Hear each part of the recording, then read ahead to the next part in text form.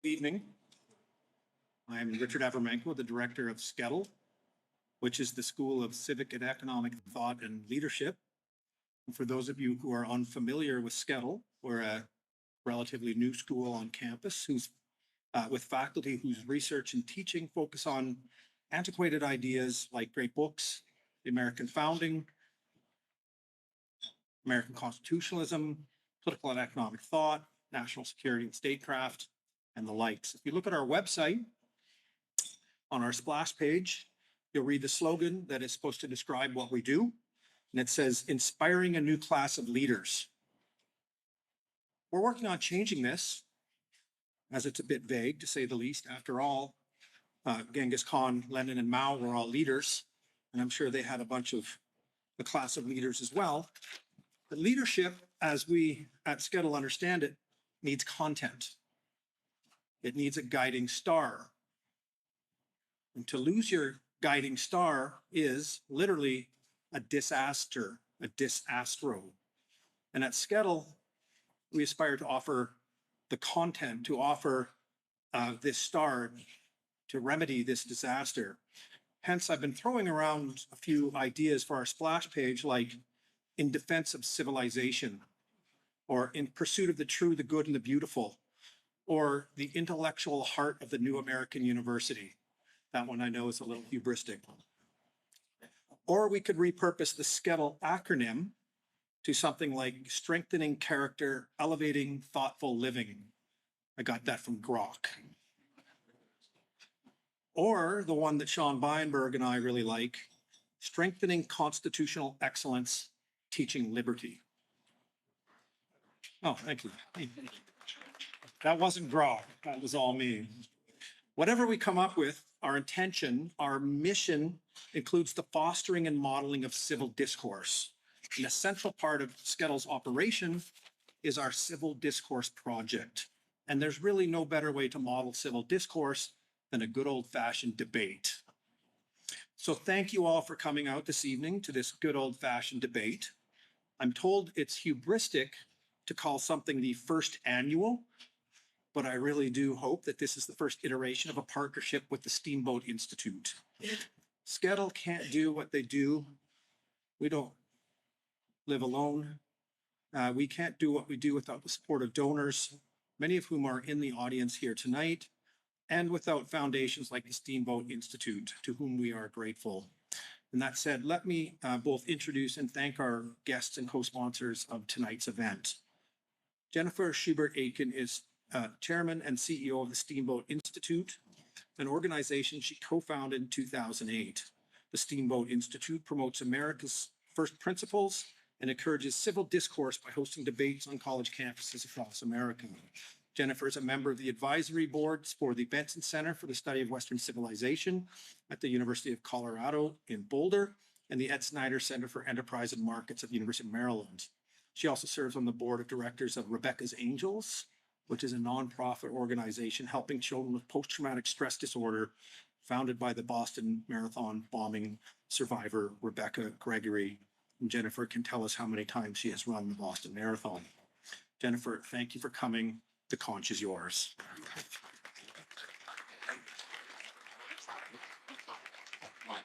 Thank you. Well, good evening, everyone.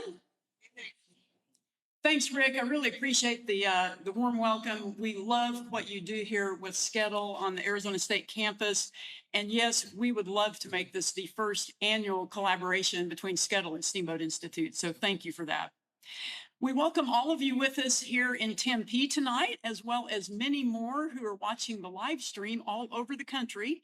I would like to give a special shout out to some groups who are hosting watch parties tonight. We have a group at the Independence Institute in Denver, the Ed Snyder Center for Enterprise and Markets at the University of Maryland, and the General's Redoubt Alumni Group at Washington and Lee University in Lexington, Virginia. So welcome to all of them and all of the others watching the live stream. If you are, oh, please go ahead. Yes, absolutely. If you're interested in hosting a watch party for any of our upcoming debates, which I'll tell you just a little bit about, please send us an email, info@steamboatinstitute.org, and we'll send you a box of free swag for your watch party to make it fun for your guests. You provide the pizza and beverages, and we'll provide some swag. Very briefly, Steamboat Institute was founded in Steamboat Springs, Colorado in 2008 for the purpose of educating people about America's constitutional principles and fostering an appreciation of the freedom we enjoy as Americans. With inspiration provided by former University of Colorado President Bruce Benson, Steamboat Institute has hosted dozens of debates on college campuses all over America over the past 7 years. Why debates? Well, it's because, as John Stuart Mill, the 19th century English philosopher, famously stated, "He who knows only his own side of the case knows little of that." Our goal with every debate is to teach students and all who attend how to think, not what to think. You are always welcome at a Steamboat Institute Campus Liberty Tour debate, regardless of your political ideology. We only ask that you show respect and civility to our speakers and to the other guests. Tonight's debate is the third of 5 debates we are hosting on campuses across America this spring semester, with a unique debate topic at each location. Earlier this semester, we were at Princeton University with a debate on whether the U.S.-Israel alliance is a strategic asset for U.S. foreign policy. Last week, we were at the University of Colorado in Boulder with a debate on whether transgender athletes should be allowed to compete in women's sports. Next week, on April 23rd, we will visit the University of Tennessee in Knoxville, where the topic will be birthright citizenship. And finally, on April 29th, we will wrap up our spring debate tour with a visit to Colorado Mesa University in Grand Junction on whether more federal agencies, such as the Bureau of Land Management, should be relocated outside of Washington, D.C. All of our debates are live streamed on Steamboat Institute's YouTube channel, and any of the debates from the past you can view on the live stream, on our YouTube channel in their entirety. You can view all of the topics and speakers for the upcoming debates at steamboatinstitute.org. I believe we also had some flyers out here with the debate schedule, so please feel free to check that out and share it with others. One other brief thing before we get into tonight's debate, we have a special opportunity for students and young professionals ages 20 to 29. On August 22nd and 23rd, we will host our 17th annual Steamboat Institute Freedom Conference at the Beaver Creek Resort near Vail, Colorado. We have hundreds of people come from all over the country to meet and mingle with our nation's leaders in government, business, entertainment, education, military, you name it. For these young leaders, we offer scholarships to attend this conference. It covers travel, meals, lodging, their event registration, and most importantly, networking with these leaders who come from all over the country. So scholarship applications are now available at steamboatinstitute.org. We're accepting those through June 13th. It really is a tremendous opportunity. So feel free to look us up around here after the debate tonight. We'll be sticking around to answer your questions. We also have general registration for anyone who would like to attend. You will, I think, have a great time if you join us in Beaver Creek in August. As a nonprofit, nonpartisan organization, Steamboat Institute relies on the support of many generous individuals and foundations to bring programs such as tonight's debate to audiences all over the country. I would like to extend a special thank you to the Adolph Coors Foundation for their generous support, which has allowed us to expand the Campus Liberty Tour debates to more campuses across America. I would also like to thank Bruce and Marcy Benson, the Diana Davis Spencer Foundation, the Jack Roth Charitable Foundation, the Lyndon Harry Bradley Foundation, the Arthur N. Roop Foundation, the Anschutz Foundation, Tina Snyder Foundation, and the Woodford Foundation for Limited Government.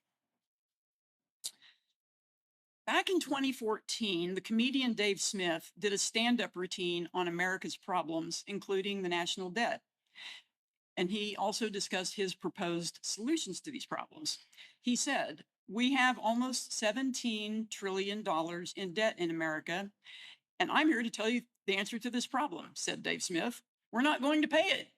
So fast forward to 2025, our national debt is currently $36 trillion. What does this number mean? And what, if anything, should we do about it? What relevance does this have to each of us as U.S. citizens and taxpayers? Tonight's program will examine this issue with a fair and balanced debate on the following resolution. Be it resolved, the U.S. federal government should make reducing the national debt a fiscal priority. We invite all of our audience members to respond with your view on this resolution. So please use your phones, agree, disagree, or undecided before the debate begins here in just a minute using the QR code provided. You can see that some people have already voted. You can see on the screen what the current audience opinions look like. Those of you watching the live stream, you can vote too. And then when the debate is over, we're going to ask you to vote again to see if opinions have shifted. So please participate. And now it's my great pleasure to introduce our speakers and moderator for this evening. So I'm going to ask them to come up to the stage and join us, and then I will briefly introduce each of them, and then we'll get the party started.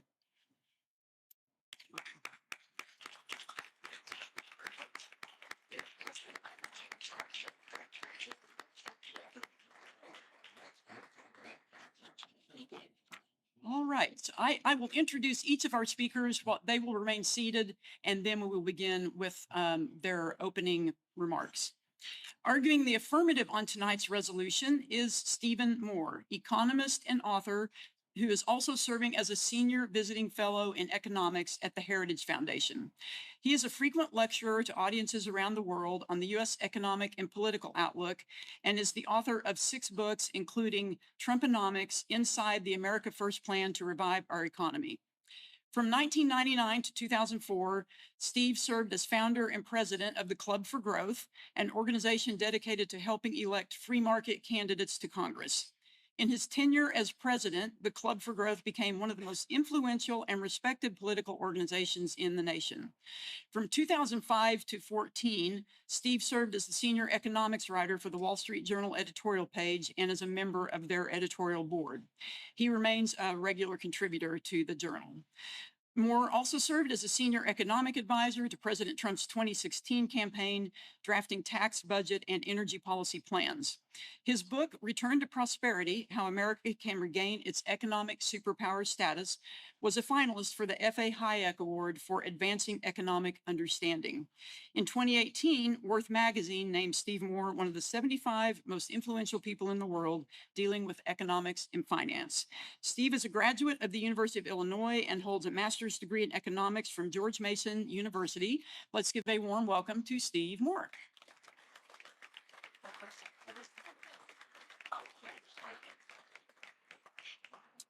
Arguing the negative on tonight's resolution is Stephanie Kelton, best-selling author of The Deficit Myth and an economist with a fundamentally different perspective on inflation, government debt and deficits, and economic policy overall. Bloomberg's Tom Keene has credited Stephanie Kelton with having, quote, a greater influence on the debate of our American economics than anyone out there. Stephanie's paradigm-shifting analysis can be found in Bloomberg Opinion, the Financial Times, New York Times, Los Angeles Times, U.S. News and World Report, and CNN, as well as on national radio and TV programs. She delivers economic analysis, research, and commentary using a modern monetary theory framework to over 16,000 subscribers through her Substack, The Lens. She is also a key subject matter expert in Finding the Money, a 2023 documentary on modern monetary theory. Stephanie is a former chief economist on the U.S. Senate Budget Committee Democratic staff and has been named one of Politico's 50 most influential thinkers, Barron's 100 most influential women in finance, Prospect's top 50 thinkers, and one of the Bloomberg 50. Please give a warm welcome to Stephanie Kelton.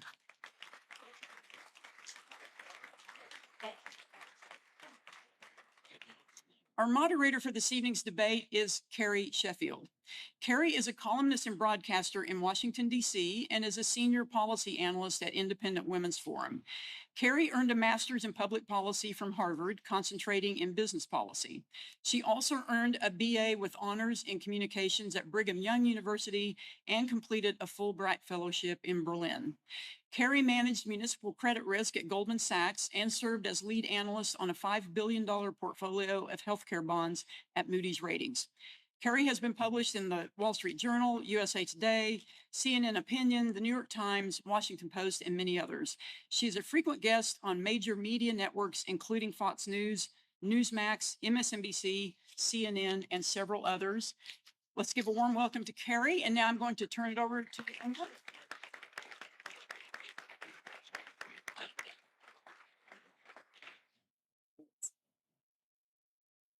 Welcome.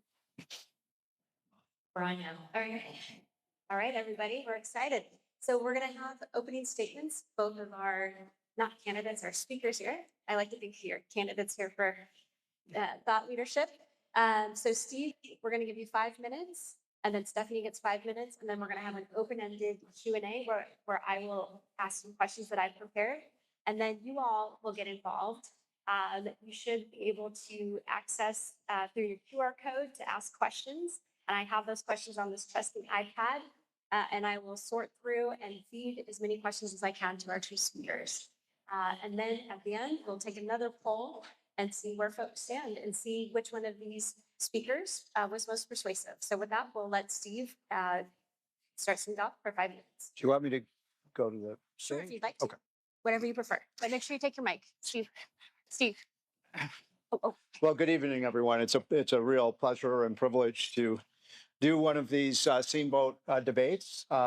Jennifer, you've done an amazing job with Steamboat, and I think I was there when you started this whole thing 20 years ago, and its growth has been fantastic. Honored to be with the great Senator John Kyle from Arizona, one of the best senators we've had in 25 years. So, John, thank you for being here. And it's also an honor to get to do this debate with Stephanie. You know, you were in the top 50 list of Bloomberg and others. I was 71st on the Worth magazine of financial experts in the world. And when somebody called me and said, "You made this list," and I saw that, I did. And then I looked at the list, and I was 71st, and Warren Buffett was 74th. You know, I think there's something wrong with that list. Anyway, look, I have been in Washington now for 40 years. I arrived in 1984. I think, were you there, Senator, in 84? Okay, so I was there even before you were. And there have been big changes in the last 40 years in Washington. And just to give you a sense of what has happened to our debt and deficit, when I came to Washington, I had the honor of working at the budget office under Ronald Reagan. We did something we weren't very proud of. For the first time in American history, in 1985, we introduced the first $1 trillion budget in American history. And that was, oh my God, $1 trillion. That just seemed an unfathomably large number. And at that time, by the way, in addition to the $1 trillion budget, at that time, our entire national debt, all of the money that we had borrowed from the Revolutionary War, through the Civil War, World War I, World War II, the Great Depression, that over that whole 200-year period was $1 trillion. So compare that with where we are today. It's kind of daunting, isn't it? So we don't have a $1 trillion budget today. We have a $7 trillion budget. I think that's obscene. I think that amount of money is outrageous. I think that one of the great things about what Elon Musk is doing is exposing to us all, whether you like Elon Musk or not, whether you believe in big government or not, everyone should be outraged by the incredible fraud and abuse that's happening widespread throughout our government. It is thievery what's happened. The fraudsters that have taken money out of the unemployment program, the Medicaid program, the Medicare program, and nobody in Washington has done anything about it. There's $145 billion that was stolen from the Medicaid program that went to fraudsters that were not eligible for the program. And a lot of people in Washington don't want to do anything about that. So there's no question in my mind, if you just look at the stuff that Elon Musk is talking about. By the way, Pentagon is a huge bureaucracy where we could save hundreds. And I'm a strong on defense guy, as you are, Senator Kyle, but I think we could save a lot of money there as well. So we can do this. But the main point I want to make is the question is should it be a priority that we reduce the deficit? I think everybody thinks that, right? I mean, everybody knows that we can't keep doing what we're doing right now. It's dangerous. It's really, really dangerous to continue to borrow $2 trillion a year, especially at a time when the, sorry, that was Jenny Yellen. Sorry, no. So we can't do this. We have to reduce our deficit. It is irresponsible and it's unfair to our children and grandchildren and future generations of Americans. But the one thing that I want to, the main point I want to make just in this opening statement is this, that there's something a lot more important than reducing the deficit, and that is growing the economy, creating the most prosperous economy we possibly can, creating jobs, creating a better stock market, creating better opportunities for Americans. And I'm here to tell you that if we can do this, we can reduce the burden of our debt. And I think if you go away from this debate with nothing else, understand this. If we don't grow the economy faster, we are not going to bring the debt down. It's just mathematically impossible. We have to grow the economy more. Now, the good news is that if we do grow the economy by doing all sorts of things, let's go to a flat tax, let's move to 401k plans for Social Security, so every American can actually save their money. Let's have universal vouchers, so every school child can have a great education. All these things we know we need to do. And so if you look at this chart, this is just the latest number from the Congressional Budget Office, their official scores in Washington. And you can see that red line is the thing that we're all afraid of. That's showing you what's going to happen to the debt if we stay on the path that we're on right now. This will just take 30 more seconds. And so you can see that path goes up and up and up and up to a very, very dangerous level. Eventually it hits 200% of GDP, which would be catastrophic because all we'd be doing is working to pay interest on our debt. But there is a way out of this crisis, and that is to grow the economy faster. So what this chart is showing you is that the standard forecast is 1.7% growth per year. Hell no, we're not going to grow at 1.7%. We're going to grow a lot faster than that if we do the right things in our society. We can grow. The average growth rate of the U.S. economy over the last 100 years has been 3.2%. So what I did is just put 3%. We're going to make it a national goal that we grow the economy at 3% per year. All right, Steve, you're gonna pick it up after that. So I'm just, this is the last point, and then I'll stop. So if you grow the economy at 3% per year, the debt goes down, down, down, down, down. That's what we have to do. Thank you.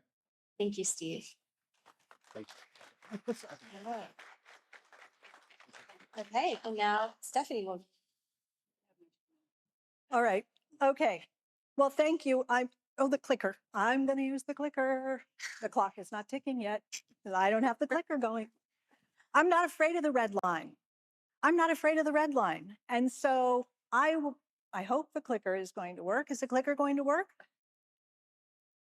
Oh, there we go.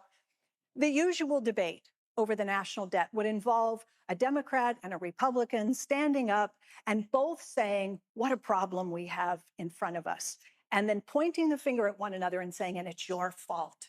You did all the tax cuts that left us without the revenue we need. And the other one would say, no, it's your spending that got us into this trouble. It's because of Medicare and Social Security and Medicaid. That's not the debate I came here to have tonight.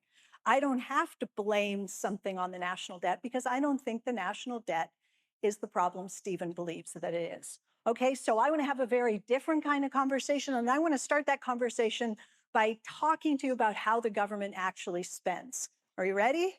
Congress decides to spend money. They pass a budget or a piece of legislation. It sends a set of instructions to the government's bank, the Federal Reserve.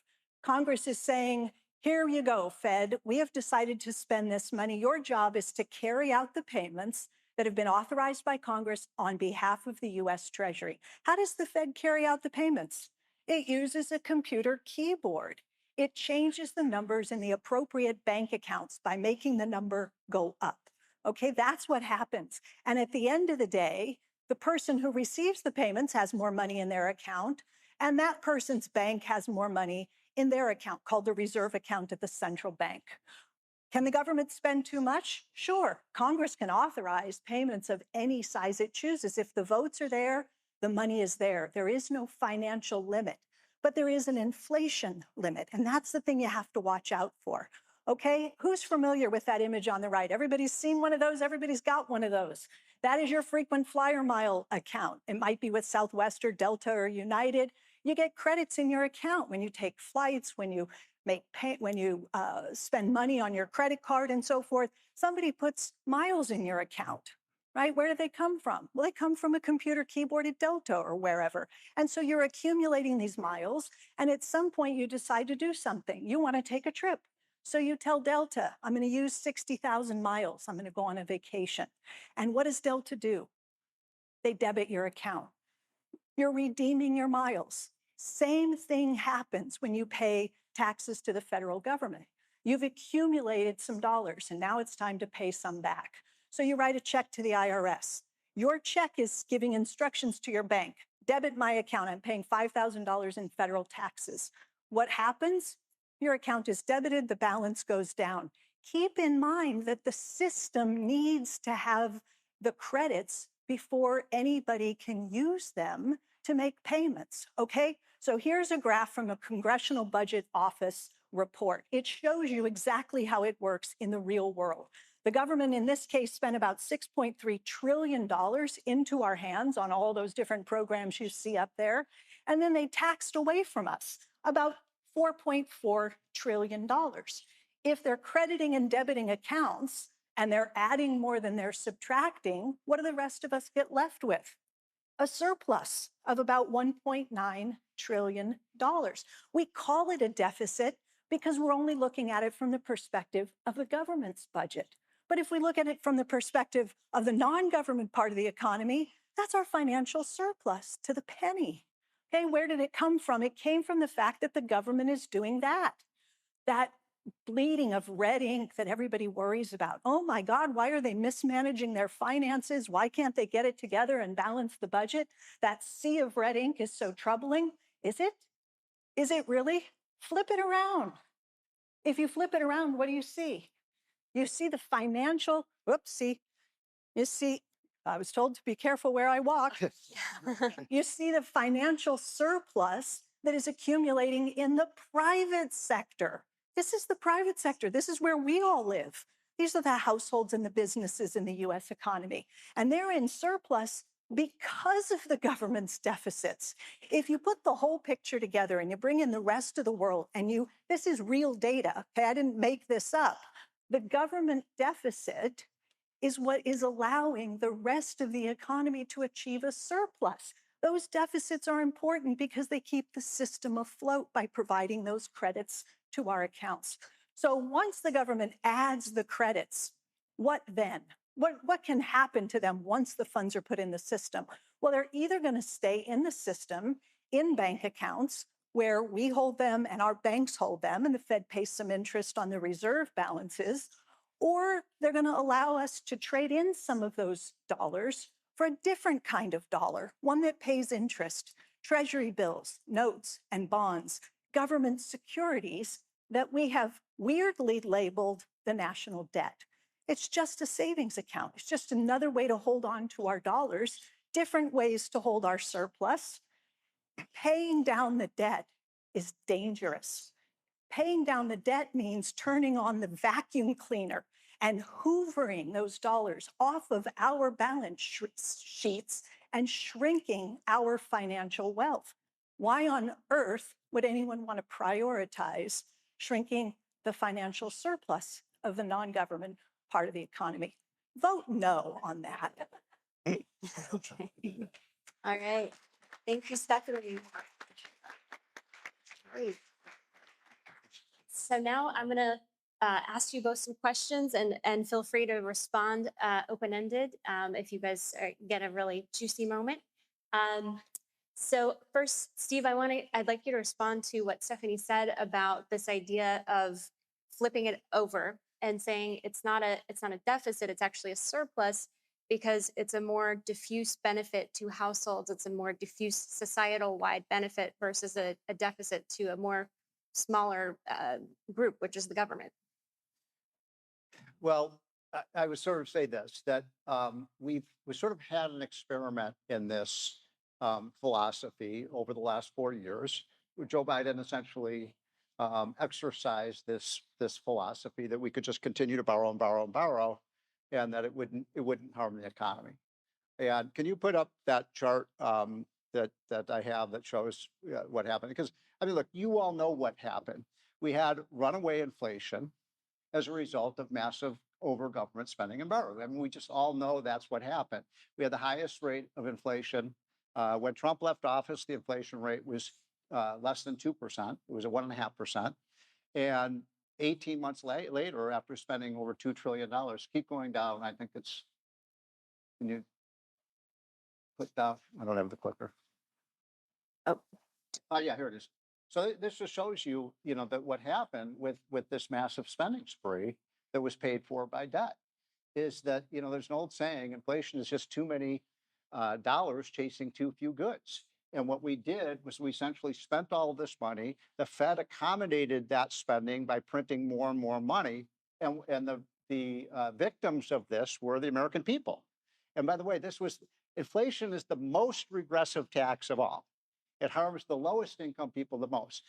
If the price of milk doubles, it doesn't bother Warren Buffett much at all. Or if the price of groceries or the price of rent or the price of insurance goes up, that doesn't affect millionaires and billionaires, but it puts incredible strain on low-income households. And you can see what happened. I mean, everything went way, way, way up in price. And Americans were furious about that. It's the reason every poll shows, why did Joe Biden and Kamala Harris lose the election in 2024?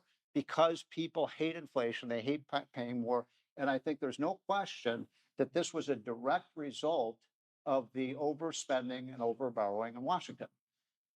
Stephanie, I'll give you a chance to respond because you did mention inflation as a constraint.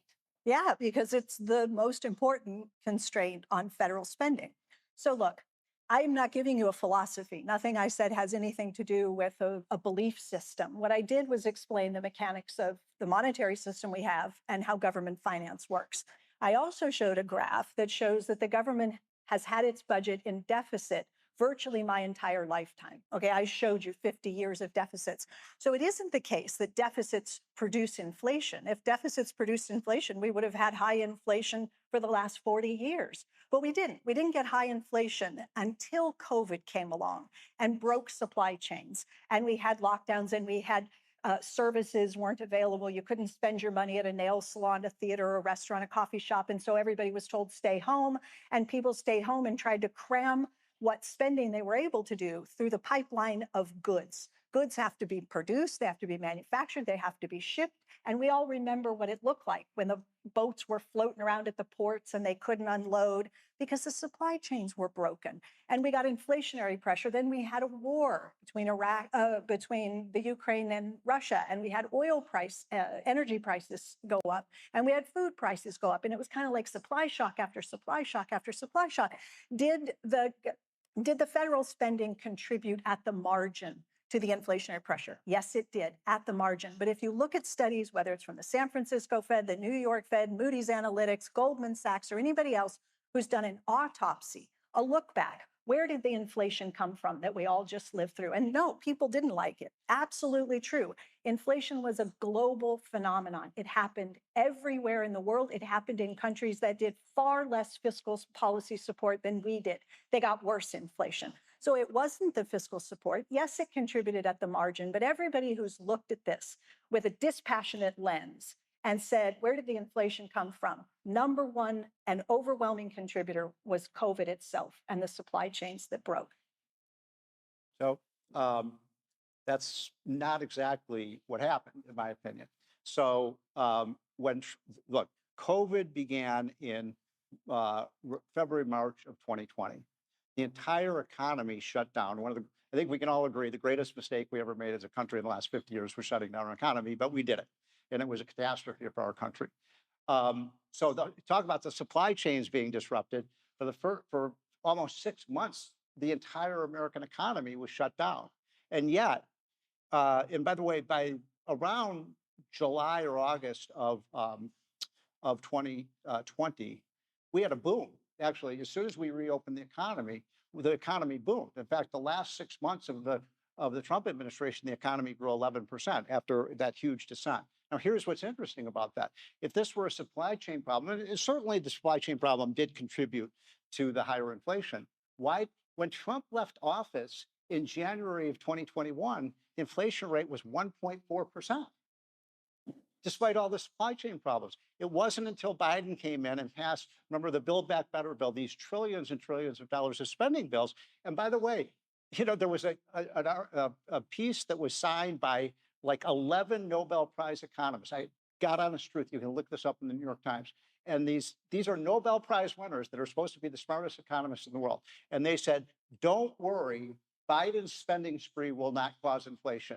12 months later, the inflation rate went from 1.4 to 9.2%. By the way, don't you think all those economists should just give up their PhDs and say, we don't know what we're talking about? I mean, it's ludicrous. And so why was there not inflation when Trump was president? Why was it only when Biden came in and spent and borrowed? And by the way, I'm not blaming all the spending on Democrats. Republicans love to spend money too.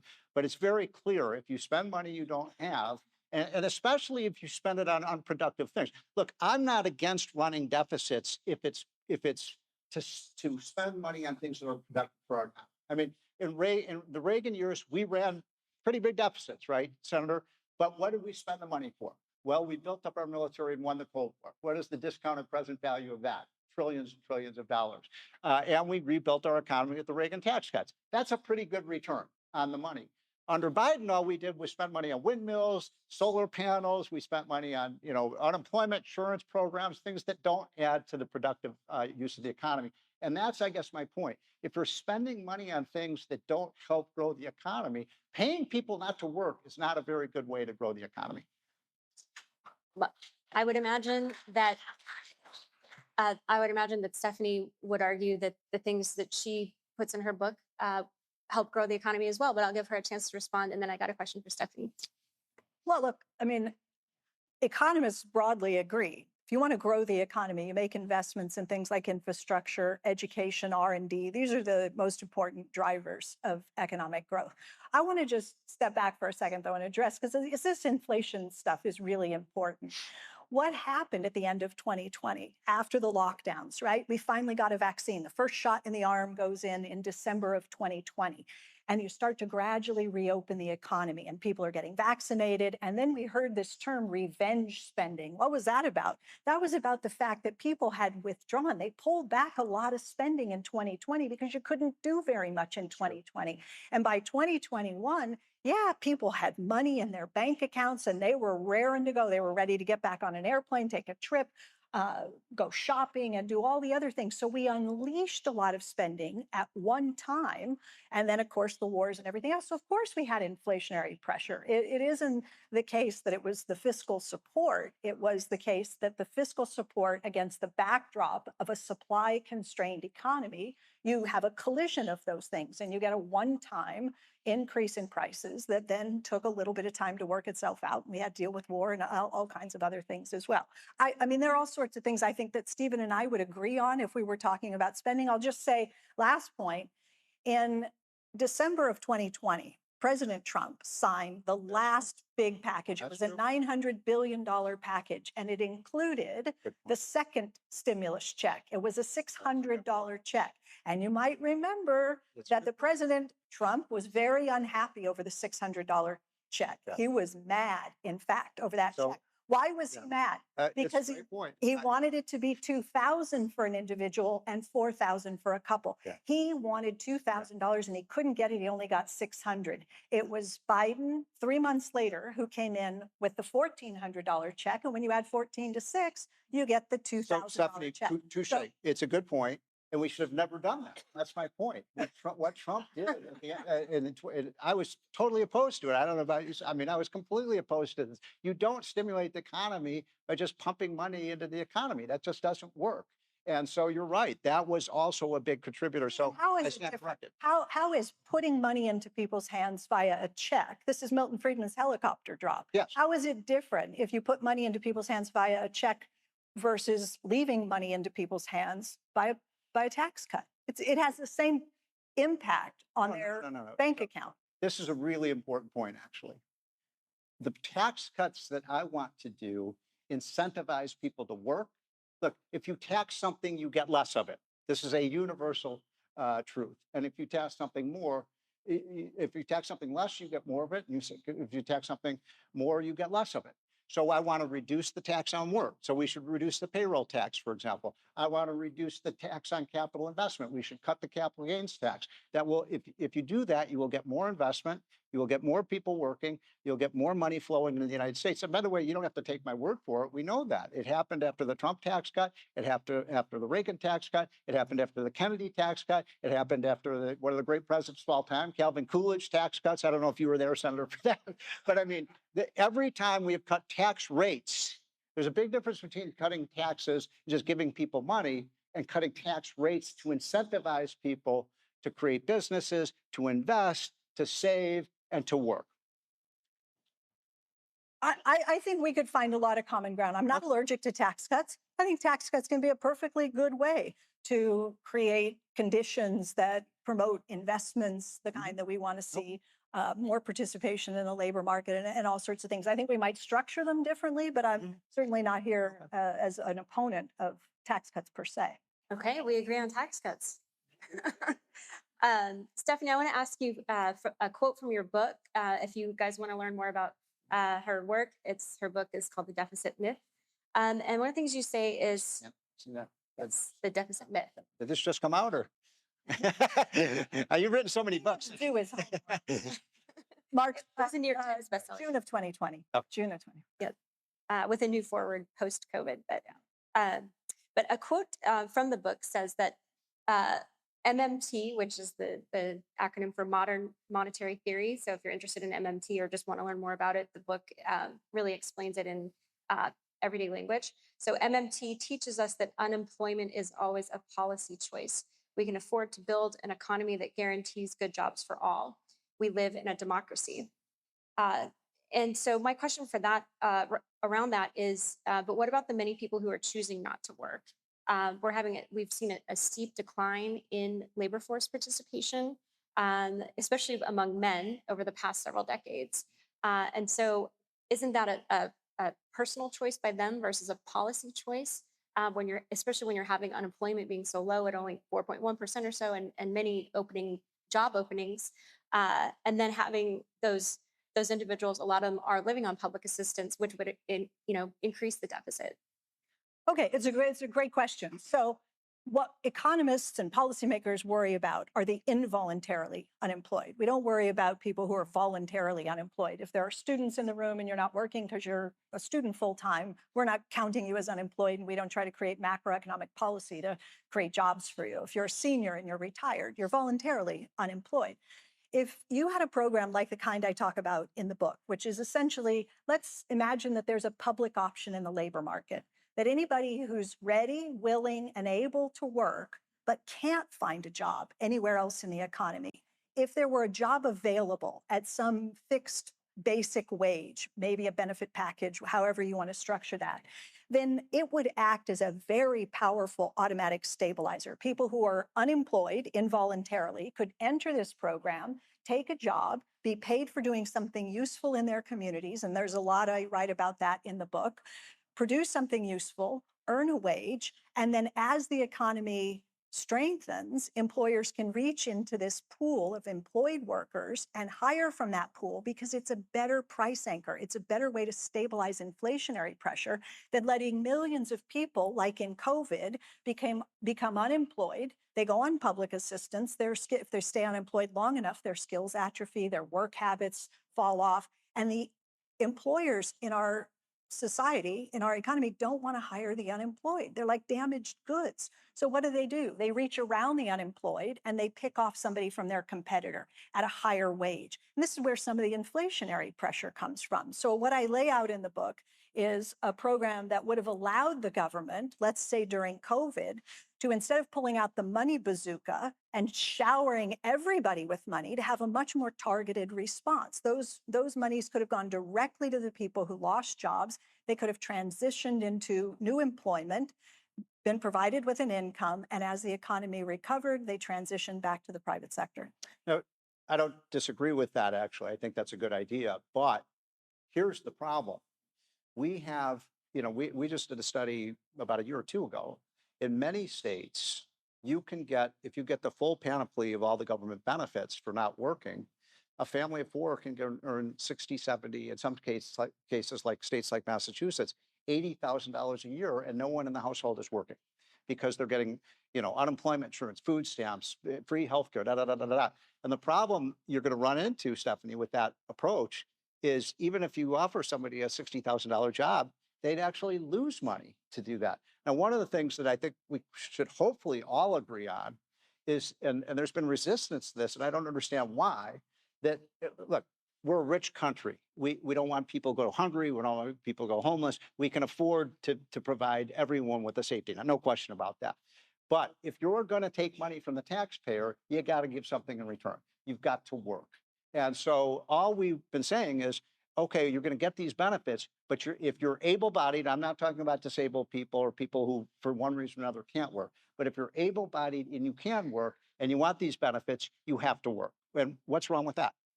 Look, let's put this program in place and then see what happens. Most people don't want the indignity and the embarrassment, the humiliation of being on food assistance, of being on housing assistance, of being on a variety of government programs where they have to apply and reapply and struggle and fight and argue to stay on benefits. Let's have a program like this in place that allows somebody to have a job and a stable income. And once you no longer qualify for a whole range of benefits because you've got full-time employment and a decent wage that keeps you out of poverty, you're naturally not going to qualify for all of those other programs, and you're going to end up spending a whole lot less. Let's put it in place and see what happens. All right. Stephen, I want to ask you a follow-up to your chart on the growth, because there is a dispute among some economists around what's called dynamic scoring when you're talking about tax cuts and whether or not the projection should include the growth that economists, some say, would come as a result of the tax cuts, which your chart essentially says.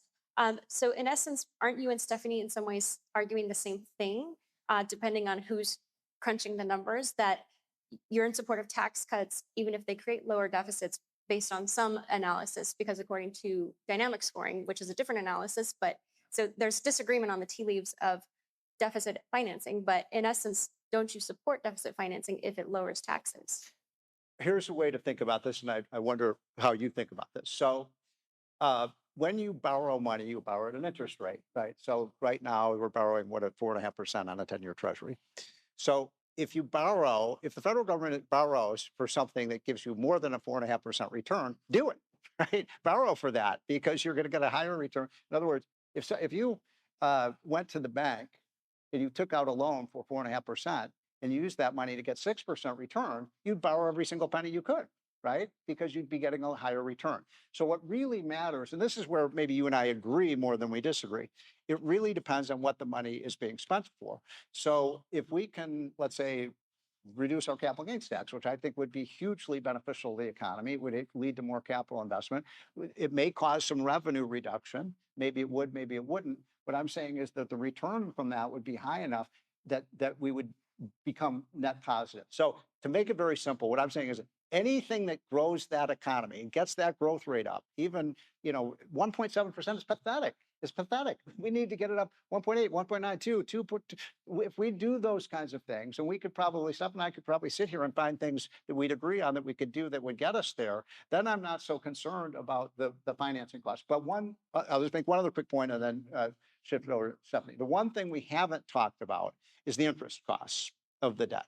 And today, I think everyone in this room knows it, that we're paying $1 trillion a year just on interest costs. That is money that doesn't educate kids, it doesn't build infrastructure, it's just net money down the drain. And one of the things that really scares me about that number, Stephanie, is that we're very, very vulnerable to an interest rate shock. So if interest rates shoot up by another 2 percentage points, which could easily happen, then then all we're doing is paying taxes to pay the interest on the debt. Sure, I'd love to hear responses. There's a lot there. And everything else. But There's a lot there. Boy, it's in my closing set of slides. The answers to these are in the closing set of slides. But look, by the time the bonds are sold, the spending has already taken place. You had to credit the accounts before you can debit them. And so this question I had in the previous slide, I said, if the government is running a deficit, it's making a financial contribution, it's putting the money into the system. And then at that point, you have two options. You can just leave the funds in the financial system. They will sit in accounts at the Fed called reserve accounts, and the Federal Reserve will choose whether and how much interest to pay on those reserves. For a long period of time, almost a decade, the Federal Reserve chose to pay 0 on those reserves. And then the Fed started raising interest rates, and all of a sudden it's paying. So hold on, you're saying, just so I understand, you're talking about the interest rate on the reserves, which right, has budget. which was a mistake, Well, I think, but let's go back to 0. yeah. There you go. We agree. We go back to 0. The whole debate over interest is, look, I'm not so sure how that there justifies deficits, but are two options. Either the funds stay in the system and the Fed pays the interest. Maybe it's 0, maybe it's something above 0. Today they're paying between 4.25% and 4.5%. Or you drain the reserves out and replace them with Treasury securities. And then the Treasury pays the interest. It's 6 of one and half a dozen of the other. One is a Fed liability paying interest, and the other is a Treasury liability paying interest. There's no difference, Stephen. well, here's the thing though. There's a mythology that the Federal Reserve controls interest rates. It doesn't. The marketplace controls interest rates. So I'll give you a perfect example. In 2024, the past year, the Fed cut interest rates 3 times. They reduced about 50 basis points and then 25, and I think another 25, somewhere around there. I don't remember exactly, but it was about a 100 basis point reduction in the short-term interest rates. What do you think happened to long-term interest rates? They went up. They went up. Mortgage rates went up. The 10-year Treasury went up. The Federal Reserve Board doesn't have any control over the long-term rates, and those are the ones that matter. Now, here's a question. Why, when the Fed was lowering short-term rates, did long-term rates go up? And the answer is pretty obvious. What drives long-term interest rates is inflationary expectations. As soon as the Fed started pumping more money into the economy by lowering those rates, investors saw that this was going to, more money in the economy is going to cause more inflation. And so it's almost like the Fed is pushing on a string. They can't control the long-term interest rates. In my opinion, all the Fed should be doing is trying to keep the inflation rate stable and not trying to engineer the economy. Yeah, the long-term rate is market participants absorbing information and trying to predict the Fed's reaction function. And there's been a long and ongoing debate about whether we get 3 rate cuts, 2 rate cuts, 1 rate cut, no rate cuts, a rate hike. And so this is what the market is doing. It's processing information and it's trying to make a forward-looking guess about what the Fed's reaction function is. Sometimes the two depart. When Alan Greenspan was chair and Greenspan started raising interest rates sharply, he was very frustrated because the 10-year wouldn't go up. It stayed very low. Why? Well, because we had a non-inflationary environment back then. Greenspan was one of the great Fed chairmen. Actually, when Bill Clinton was running budget Yes. surpluses, inflation was accelerating through that entire 4-year period. We got inflation to 3.5%. It was increasing. It was still pretty low. As the budget was getting bigger and bigger into surplus. So going back to the book on modern monetary theory, because that's, I think, the crux of the major difference between you both on the deficit. And Stephanie, you write in your book when you first studied MMT that you felt great resistance, and you even used the word outlandish when you first had heard about it. Just for the audience, walk them through what was the most outlandish part of it for you, and then walk them through what was the biggest moment of breakthrough that changed your mind on MMT, and then I'll let Steve respond. Okay.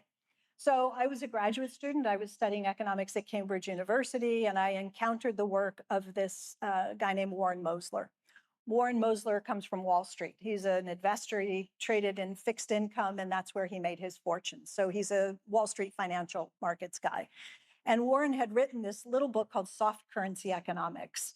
And at some point in my graduate training, I stumbled on this and I read this and my head exploded, right? Because Warren was saying things that were completely in contrast to everything I'd been taught as a student studying economics. And the thing that really, you said, what was it that really hit it? It was the sequencing. It was when Warren said the government has to spend first before anybody can have the funds to pay taxes or buy government bonds. The spending has to come first. I had always been taught that the government first collects tax or borrows money, and then it has the money, and now it's in a position to spend. Warren said that's backwards. It has to be backwards. You've all played the game Monopoly, the board game Monopoly. Yes, everybody in this room has played that god-awful game. The first thing you do, what is the first thing you do when you pull out that board game? What's the first thing you do? You get money. Get your cash. The first thing you do is fight over who gets to be the dog and who gets to be the hat. And the second thing you do is somebody has to pass out the money.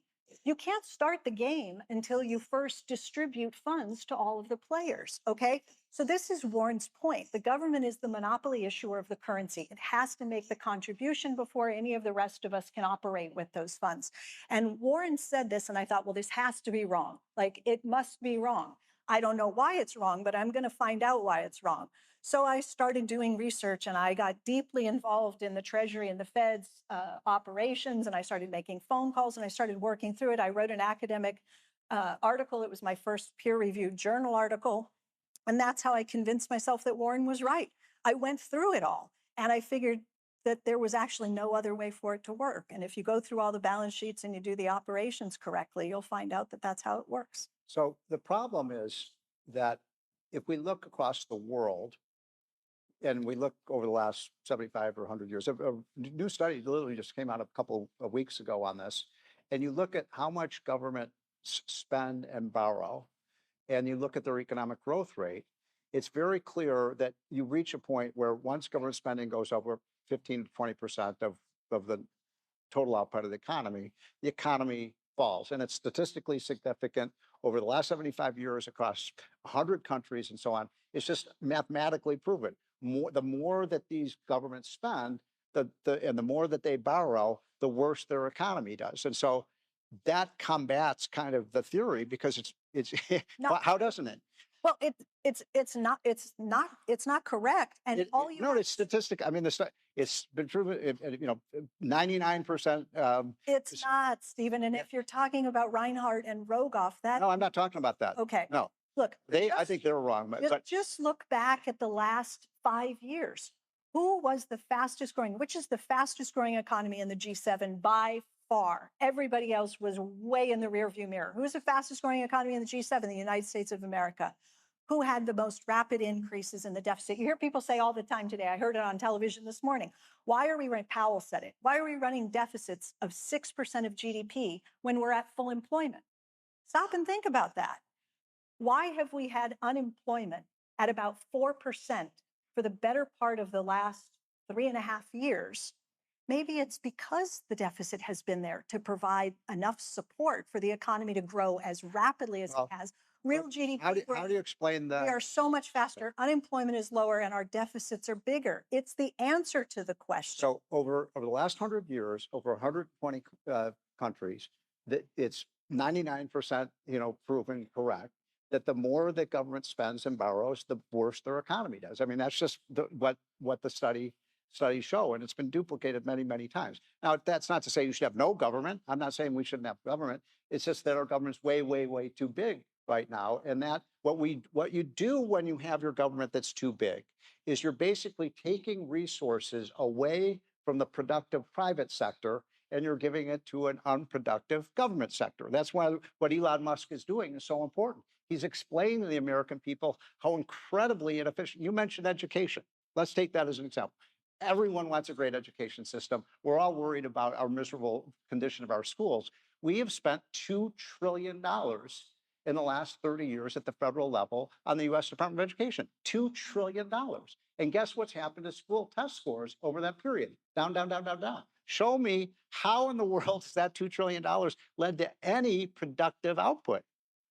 Oh, we need to do a better job of Yeah. getting performance We up do. in our Yeah, schools. I agree. But you'll hear President Trump compare the amount of money per capita that we spend on education here in the US. And then he'll point to some Scandinavian country, Denmark, Norway, Sweden, and he'll say they spend a whole lot less on their K through 12 education and they get better outcomes. Yeah, they also have maternity and paternity care, where the parents get to stay home for the better part of a year with a child in those early years. They have free child care or nearly free child care, so that when kids are growing up to the age of 3, by the time they start kindergarten in these other countries, they're already reading at a 3rd grade level. So it's no wonder that by the time they get Well, to then, high school, the okay, so then performance how is do you very explain the fact that in the 50 largest cities in the United States where our schools are miserable, the Catholic schools spend half the amount per student as the government schools do, and the Catholic schools have much, much better performance. In other words, that's not explained by the childcare or anything like that. It's just the Catholic It schools probably are much is. more productive. It probably is. Yeah. I mean, we can't resolve Yeah. the issue because I don't have enough of the data,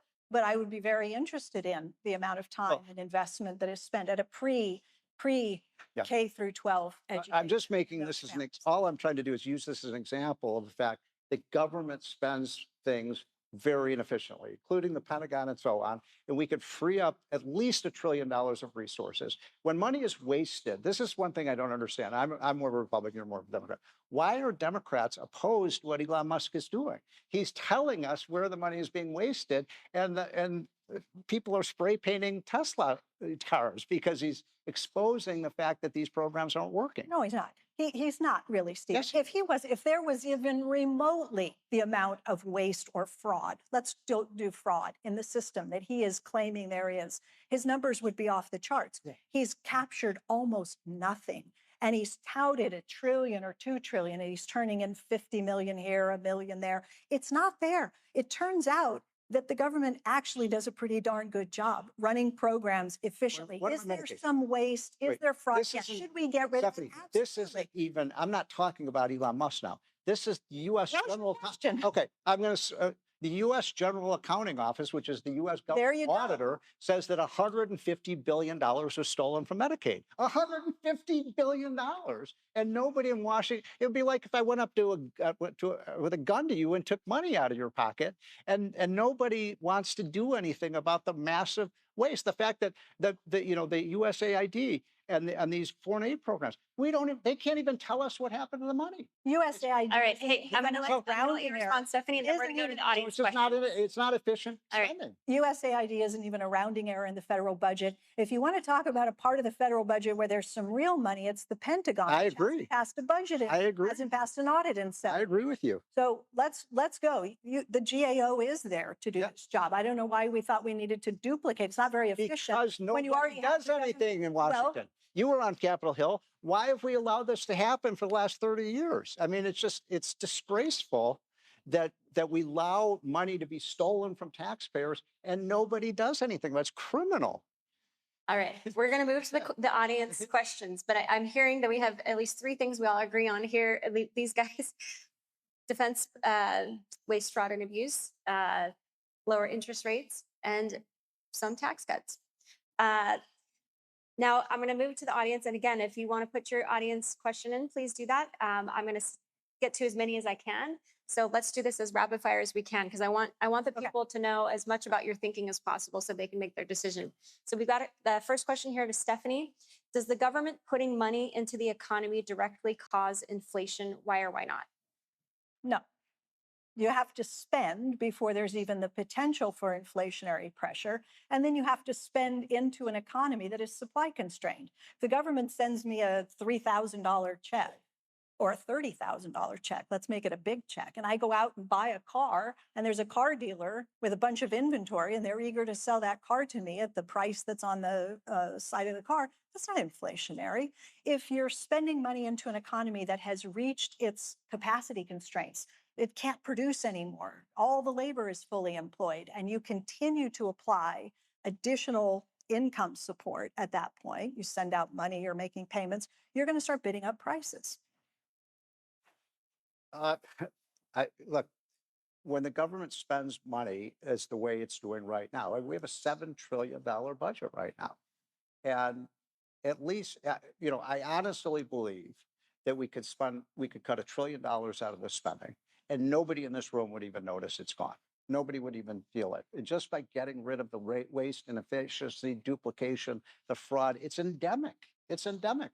I mean, my God, I was going by, I live in the swamp. I live in Washington, D.C. You know, not just during COVID, but in 2021, 2022, 2023, 2024, nobody was working in the federal office buildings. I mean, these are people who make $180,000 a year. And you go, seriously, you go down Pennsylvania Avenue, I'd go into the Interior Department. Is anybody here? These are huge, these massive buildings, and these people are taking home paychecks. I mean, it was just ripping off taxpayers. So I'm not against government. I'm just saying we could get rid of this deficit, which I think everybody would agree would be, you know, the more we can reduce our borrowing, the better, right? The better for our kids. And we could do it in a way that doesn't impair the important services that Americans want from their government. Do you disagree with that? Stephen, I mean, I'm going to let an audience question for you, Stephen. They ask, what do you say to the idea that reducing the capital gains tax just causes the rich to hoard more wealth instead of investing? look, every time we've cut the capital gains tax, I mean, I'll quote, you know, John F. Kennedy, a Democrat, who said cutting the capital gains tax is one of the most important things we can do to get capital investment in this country. You know, you don't have growth unless you have people investing in businesses and starting businesses. And the capital gains tax is just a tax on the American dream of starting a business. Why do people start businesses? To make money. How do they make money? By the capital gain that they get out of the benefit of that. So I think that that's one of the worst taxes that we have because it's just subtracting from the business creation in this country, and small businesses are the vitality of our economy. Do you want to respond, Stephanie? I mean, I'll just say that for me, businesses hire when they're swamped with customers. That's what gives them the incentive to hire more workers, to build out their productive capacity, to buy new machines, to upgrade, and so forth. It's not because you reduce a tax. If you reduce taxes in an environment where businesses aren't optimistic about the future demand for their products, you're not going to stimulate any new investment spending. But if you swamp them with customers and orders for their products, no matter whether you've changed the tax regime or not, you're going to get additional investment forthcoming because that's how businesses invest. Well, that's true, but it's also true that any businessman or woman, there are probably many in this room, you're interested in your after-tax rate of return on your investment. And so if you cut the tax on the rate of return, then the after-tax rate of return rises and you get more. It goes back to what I said before. If you tax something more, you get less of it. If you tax something less, you get more of it. By the way, we have a history of this, that every time we've cut the capital gains tax, really good things have happened for the economy. Okay. Stephanie, we have a question. They say, the government produces nothing. It is only a vehicle of wealth transfer. Our government is not a board game. Do you really believe the point you're making that the government only has to print money for our economy to boom? That the government only has to print money for what? For our economy to boom. Well, I didn't say any of those things. So the question is not Their interpretation of it. Yeah, Please explain to them why their interpretation's wrong. Look, does the government, by running deficits, do only productive things directly? No, of course not. Do those deficits support the credit structure of the private sector and allow the rest of us to do productive things? Absolutely. Is some of what the federal government spends money on productive? Sure it is. Stephen, I know you like to sometimes bring up the New Deal. And I know you'll sometimes say, well, nothing kind of good came out of the New Deal. There's a website called Nothing good came out of what? The New Deal. The New Deal. There's a website called thelivingnewdeal.org. Check it out. Check it out. We still today, almost 100 years later, are benefiting from government spending on investment projects and so forth that were undertaken as part of the New Deal. We still have the hospitals, the post offices, the stadiums, the airports, the infrastructure. So of course, government spends on things that provide the private sector, the rest of us, with real material benefits. We're still benefiting today from those things. All I would say is that we had the New Deal. I think one of the greatest mythologies of American history is that the New Deal was a success. It was not. When Roosevelt came into office in 1933, from 1933 to 1941, on the eve of when Pearl Harbor happened, the unemployment rate, after spending massive amounts of money, never went under 12%. Let me tell you why. How in the world is that a success? I know why. Because more than 20 million Americans were employed under the New Deal. But guess what they didn't do? Count them as employed. They stayed part of the unemployed. For statistical purposes, they weren't counted as employed. 20 million people were working in the Works Progress Administration, the Civilian Conservation Corps, National Youth Administration, a whole alphabet soup of programs that were building all the things I just mentioned in the last response. Those people weren't counted as unemployed, which is why So the then numbers didn't reflect it. why did the Depression last for 12 years then? Because the downturn was so deep. It's like asking why we didn't snap out of the recession after the global financial crisis any faster, in spite of the fact that the government did a stimulus, because it was nowhere near big enough to deal with the scope of the problem that we were facing. So only when World War II came and spending got 50% of GDP did we actually get out of the Great Depression. Yeah, by putting 20 million people in uniform. But look, the fact is, you don't have to believe me or Stephanie. Henry Morgenthau, who was the Treasury Secretary for FDR, said in the late 1930s, we spent a boatload of money, more money than has ever been spent in American history, and it didn't work. And that was FDR's own Treasury Secretary. It worked. It worked. It just didn't do enough to fully get us out of the Great Depression. It took even more spending to do that. All right, let's move on. Thank you. Steve, question for you. Oh, sorry, I just lost it. This thing keeps sliding when people add. You guys are so active. I love it. It's great to have. And some of these questions I have to modulate a little bit to make them polite. Steve, here's a question for you. You say that you should borrow if the return is good enough, but who gets to decide what is worth it? What return do you get by giving everyone healthcare for free? Well, that's a good question. I mean, we do know we learn from history, right? We learn from history the things that do work and the things that don't work. Usually, although still people think the New Deal was a success. I think it was a grand failure. But I think we can make. This is why we study history, right? Is to learn the lessons from history, and we do know, as I said earlier, that if you cut taxes, good things happen for the economy. Happened in the 20s, 60s, 80s. Happened under Trump. I mean, if it hadn't been for COVID, Trump would have won a 40-state re-election landslide. I mean, the economy is absolutely booming. So in every period when we cut tax, and by the way, Bill Clinton, I think was, a Democrat. I think he was a great president on the economy. We ran surplus, as you said, we ran surpluses under Bill Clinton, and we had an economic boom and a stock market boom. So how did that happen? Steve, bubble. We had a stock market bubble. I don't know about the dot-com bubble.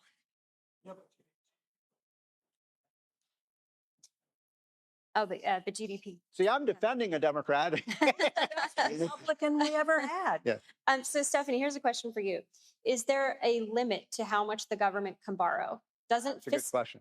Doesn't fiscal capacity, the ability of government to borrow, impose constraints? What happens when lenders don't buy bonds or other government debt? Okay. So again, go back to the two options. All right. The government's own deficit is what supplies the funds. The funds to pay taxes and buy government bonds come from spending. All right. The government runs a deficit. It is putting the money into the system. Now the money is in the system and the government says, all right, we're going to auction treasuries. We're going to sell some of these things. Who wants to buy them? All right. So people trade in their non-interest bearing dollars for this interest-bearing dollar called a U.S. government security, T-bills, notes, and bonds. We don't have to do that. This is the whole point.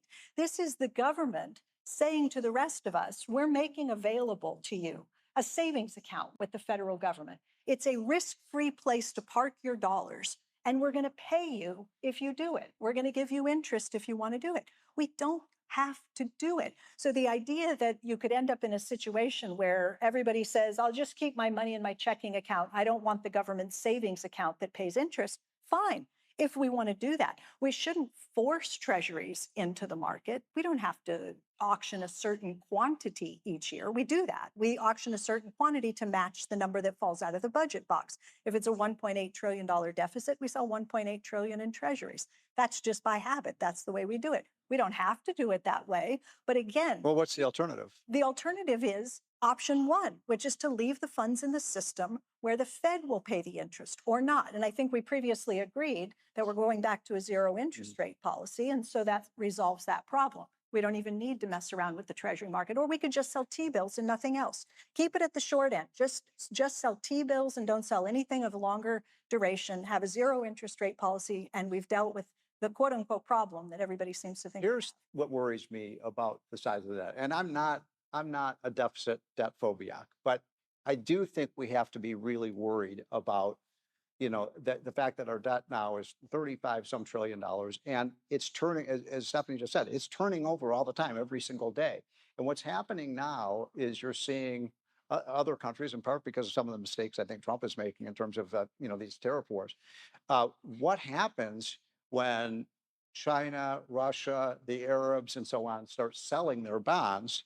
The interest rate is going to go up on those bonds, and that's going to put an enormous hole in the deficit. Does that keep you up at night? No, no, it doesn't. Few things do. Look, China had at one point 2 trillion in US treasuries. And people used to say, what if they start selling? And not very many years later, they had 1 trillion. And today they have 600 billion or so. Okay, did anybody notice that? Did interest rates spike in the interim as China did? No, they didn't. It doesn't matter, Steve. Well, just today, there was an interest rate shock from sell-offs of foreign bonds. It's not an interest rate shock because of sell-offs. In fact, Powell said he can't tell you what's pressuring yields, but I can give you a pretty decent shot. And Jerome Powell said some of what we saw in recent days was the unwinding of the so-called basis trade, hedge funds dealing with liquidity pressures and so forth, and so selling some treasuries for those reasons. But look, what's really happening is that we have chaos over the tariffs. The regime is changing. That's true. And nobody knows what in the world it means for inflation. And once again, markets are forward looking, and the bond market is trying to do its level best to figure out the Fed's reaction function. Is the Fed going to have to raise rates because inflation is going to go up? And if they start believing that that's the likely path of future interest rates, you're going to see yields moving higher. Right, I but think that's if what that happens, then we're screwed, right? Because where are we going to get, then who's going to pay the taxes to pay for all these not the bonds? taxes, it's the keyboard. The Federal Reserve carries out those payments the same way It's an takes all- expenditure by the federal It is government. expenditure. The interest on the debt, and it's the second largest expenditure on our debt. So if those interest rates rise, and we, instead of paying say 4%, we're paying 6% on those bonds, we're going to see the deficit explode, and it becomes a vicious. You see what I'm saying? It becomes a vicious cycle. It gets worse and worse and worse over time. It could. And let me just say, when Volcker was Fed chair, interest rates were double digits. Okay, the interest remember. prime rate. I know you do. The prime rate was 21%. Interest rates were double digits at a time when Ronald Reagan almost tripled the national debt. So you had that combination of rapidly rising interest rates and a rapidly increasing public debt. Did we get hyperinflation? No, we did But not. you know why? Is it true? Is it true that when you have a large public debt, a large stock of US treasuries, and a central bank that's aggressively raising interest rates, that it is forcing the federal government to pay out hundreds and hundreds of billions of dollars in additional interest income every year? You bet it is true. What is the fastest growing line item in the federal budget as we sit here today? Senator, fastest growing line item in the federal budget.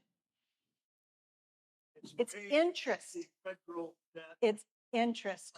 That's right. It is interest. And who has hijacked that part of your budget? Jerome Powell and company. The Federal Reserve has hijacked What do you mean? part of I don't understand what you mean by hijack. well, what I mean is that campaign of aggressive rate hiking to fight inflation, taking interest rates from 0 up to 5.5%, right? And then beginning slowly to bring them back down. This turned that line item in the budget, the interest expenditure, into the fastest growing part of the federal government's budget, and Congress didn't even vote for it. Right. Federal Well, I think we're Reserve- both in agreement, like both of you are in agreement that you don't like high interest We're rates from the coming Fed. So I want to give a shout out to our viewers from Denver. I've got a question I'm going to read from Denver. This is for Steve. Could Stephen provide more detail about how growing the economy will help and shift us away from growing the government? I'm sorry. We had, Could Steve provide more detail about how growing the economy will help and shift us away from growing the government? well, look, the more people working, the more profits companies make, the more productivity we have in the country, the more tax revenues. So when the economy does well, tax revenues rise. It's the best way. I think that's something Stephanie and I would both agree on. The best way to bring down our deficit is to grow the economy very substantially. We need to do some things. Now, look, growth is a function of two major things. One is the productivity of the American workforce and American companies. And I'm really optimistic on this. I mean, we are moving into an age of robotics, artificial intelligence, which is be incredible. It's going to be incredible. I mean, the productivity, I think it's ridiculous. You know, the Republicans are talking about, we're going to bring back all these factory jobs. In 10 years, every factory is going to be, it's going to be robots that are be running factories, not human beings. I mean, it's incredible how quickly this revolution is coming. Get ready for it. So you don't want your kids to be in factory jobs because those jobs won't exist. Trucking jobs 20 years from now won't exist. Everything's so the productivity improvement of this is fantastic and can really grow our economy at 4 or 5%. The other thing you need is workers. You know, our problem today, frankly, is not that we have, you know, too many workers. We don't have enough workers. The biggest thing that's happening in the world today that nobody's paying attention to is a catastrophically low birth rate everywhere. Remember when people talked about a population bomb? There's no population bomb, it's a population implosion. The US has one advantage over every other country in the world. We have a demographic safety valve, and that's immigration. We can bring in young people and they want to come here if they legally, right? Legally. So I'm bullish on the US economy. I think we can grow and grow. My only point about this whole proposition is this.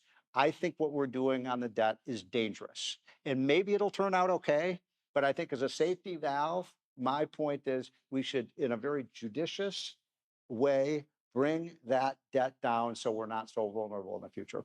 All right. Well, now we're going to go to closing statements. We got to as many questions as we could. Thank you to everybody who put a question in. We had some great questions, and if you want to add them maybe to the YouTube channel, if you guys want to further answer any questions on our YouTube channel, this is streaming live right now. But now we're going to move to closing statements. And Steve, you get the last, Well, the just first. take 20 seconds because that sort of was my That's what I thought. closing statement. I'll simply say this, that if you look around the world and world history, it doesn't turn out too well. You know, you look at Rome and the great empires, and it is true that many of the great empires of the past were done in by runaway debt and deficits. I don't think we want to go down that path. Thank you. That was his closing statement. That was very sincere. Yes. I rest my case. That was not a deficit of. All right, well, I'm back up and I'm going to walk around again because I put these slides together. So by George, I'm going to use them. All right, when I worked in the United States Senate, I used to play this little game. I write about this in the book, so you might be familiar with this. I would go around and I would ask senators or their staffers, if you had a magic wand and you could wave the magic wand and eliminate the national debt, would you wave the magic wand? What do you think people said? Of course, they said yes. Every single person, no one ever said no, I don't want to eliminate the national debt. So then I would say, okay, that's an interesting answer. Let me give you a different wand. If you want to wave this wand, it will eradicate the world of treasuries. No notes, bills, bonds. The treasury market is gone. Do you want to wave that wand? What do you think they said? Nobody wanted to wave that wand. That was super interesting to me, because it was the same question asked in two different ways. They want to get rid of the debt, but keep the treasuries. The treasuries are the thing we call the national debt. Okay, so that's a very interesting. Can I please have that clicker? Thank you. So that was super interesting, right? The question before you is, should we prioritize paying down the debt to make it a priority? Not talking about growing the debt more slowly, making it a priority to pay it down. What would that involve? It would involve getting the government into surplus. That's what it would involve. So is anybody talking about that? Anybody anywhere talking about getting the government's budget into surplus? The answer is no, they're not. Stephen, this is from the Cato Institute. You might have seen it just earlier this month, out with a piece saying the Senate and the House have both just passed budget resolutions. The version that passed in both chambers calls for about 5.3 trillion in tax cuts, about $0.5 trillion, a little more, in new spending. And how much in spending cuts did the Senate call for and the House agree? Nothing. You can call it 4 billion, but 4 billion over a decade is nothing. So no one is talking about prioritizing paying down debt. This is going to increase deficits and it's going to increase the debt, and there ain't no two ways about it, okay? If we were to take seriously the proposition that we ought to be paying down the debt, what would that look like? Have we ever tried it before? The answer is yes, we have. We've done it 7 times in our nation's history. Here are the first 6 times when the government's budget moved into surplus and we started to pay down the national debt. How'd that work out for you? Well, there it is. We ended up with a depression, not a recession, a depression every single time we tried to do it. The last time we tried to do it was under the Clinton administration. The federal government's budget moved into surplus, and it was in surplus for 4 years. People thought that was a great thing. It looked fiscally responsible. But look under the hood. Look at the other side of the ledger. The government's budget moved into surplus, but where was the private sector? Deeply in deficit, spending more than its income year after year after year. That is unsustainable. These surpluses ended in 2001 with a recession. So we've been hearing alarm bells about the national debt my whole life and before. Century of alarm bells. These are from the 1930s, back when newspaper columnists thought it was so hilarious to make fun of the fact that we had 36 billion in debt. And then it grew into the 40s. And then there we are, Stephen's first year in Washington, D.C., 1984. This is a cartoon celebrating the $1.5 trillion debt. And we go into the 90s, into the 2010s, through the teens, and leading up to COVID, all the while ringing the alarm bell, making everyone afraid, showing the cartoons, look how big this number is getting. We scare people. We tell them that they're going to burden future generations because of all this debt. Somehow inheriting trillions in wealth and savings is supposed to be a burden on future generations. We talk about default. Somehow the Federal Reserve is going to forget how to credit bank accounts. We tell stories about bond vigilantes taking over, driving up interest rates, crowding out private investment and slowing the real economy down. None of that stuff happens. This is the reality, okay? This is data from 1980 to 2020. This is 40 years of data. The red line is the national debt. The green line is the interest rate on 10-year treasuries. The debt goes up and interest rates glided down for 4 decades. It is true that in the last 5 years, since 2020, they moved together. Interest rates rose as the debt increased. Why? Because the Federal Reserve raised interest rates. That's why. So if you're looking for a bond vigilante, there it is. The Federal Reserve did that. Okay? It forced the government to pay out hundreds of billions of dollars in additional income. We can worry about the inflationary implications of that. We can have a debate over the distributional implications of that. But my goodness, this is our savings. Don't blame that bird for keeping track of our savings. Give him a pardon. Give him a pardon.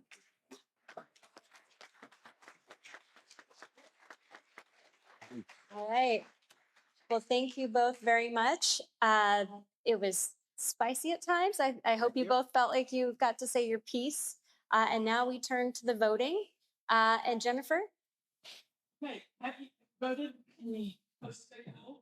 Take out your hands, let's do this.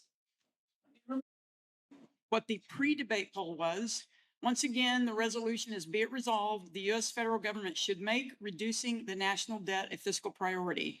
In our pre-debate poll, 37% agreed with the resolution, 46% disagreed, and 17% were undecided. Where are we now? Let's see, I'm having a little trouble seeing the post-debate. Can you help me out, Carrie? Yeah, folks are still voting, but as of right now, it's 25 agree, 65 disagree, and 10% undecided. Okay, has everyone voted? Okay, Still it. give it just a few more seconds. I believe we had 1,500 people watching the live stream at one time or another tonight, and they were voting as well. So at least some of them were. Well, it appears to me at this point, and we will of course post the final poll on our website. It appears to me that the negative position, Stephanie Kelton, was the winner tonight. So congratulations, Stephanie.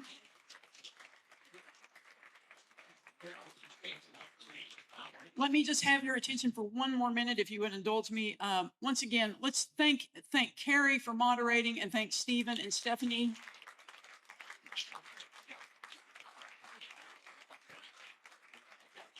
Of course, I want to say thank you to our wonderful hosts with the School of Civic and Economic Thought and Leadership here at Arizona State University. They're doing fantastic work. Support them. If you're here locally, come to their events. They do a lot of great things here on the ASU campus. I would also like to extend a special thank you to the Adolph Coors Foundation, Bruce and Marcy Benson, the Arthur and Root Foundation, and all the foundations that you saw on the screen tonight. If you enjoyed this evening's debate, I want to remind you, Steamboat Institute is a 501c3 nonprofit organization, and we would appreciate your support in being able to host more of these debates on college campuses. Please go to steamboatinstitute.org to find out information about the upcoming debates. Grab one of our flyers. Go to our YouTube channel. We have hundreds of great videos on there, including all of our debates. This one will be online, probably up within the next 24 to 48 hours. Go to our YouTube channel, share it with everyone you know. And to those of you who watched online, thanks for tuning in. We hope you enjoyed it. Thanks to all of you for coming tonight. We realize there are a lot of things you could be doing with your time tonight. Thank you for spending part of your evening with us. Thanks. And if you're here in person, stick around, have some food and drink, and visit with our speakers. Thanks for coming.